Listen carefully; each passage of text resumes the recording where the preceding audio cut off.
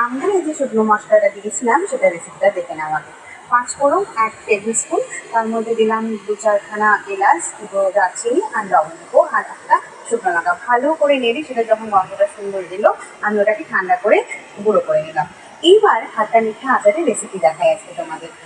বেশ খানিকটা তেল নিলাম, তার মধ্যে দিলাম শুকনো লঙ্কার তেজপাতা, গন্ধ যখন সুন্দর বেরোবে দিয়ে দিলাম আগে থেকে একদিন রোদ খাওয়ানো আমটা।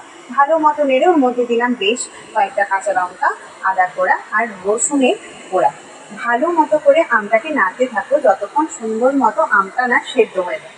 আমি কিন্তু কোনো জল দেবে না, আমি জলের ইউজ করিনি। এতে কি হয়, আম অনেক আচারটা অনেক দিন থাকে। এরপর আমি পাটালি গুড়টাকে ভালো করে করে নিই, আম সেদ্ধ হওয়ার পরে ওর মধ্যে দিয়ে দিলাম। আম কিন্তু সেদ্ধ হওয়ার পরে গুড়টা দেবে, নাহলে কিন্তু আম সেদ্ধ হবে না। এরপর আমি যখন বেশ আমটা আর গুড়টা ভালো মতো একসাথে কুক হয়ে গেল, ওর মধ্যে দিয়ে দিলাম ভাজা মশলাগুলোটা। এরপর ভালো করে নেড়ে ঢাকা দিয়ে রেখে দিলাম। রেডি আমাদের খাট্টা মিঠা আচার। এটা কিন্তু পরোটা, ভাত সব কিছুর সাথে দারুণ লাগে, অবশ্যই ট্রাই করো।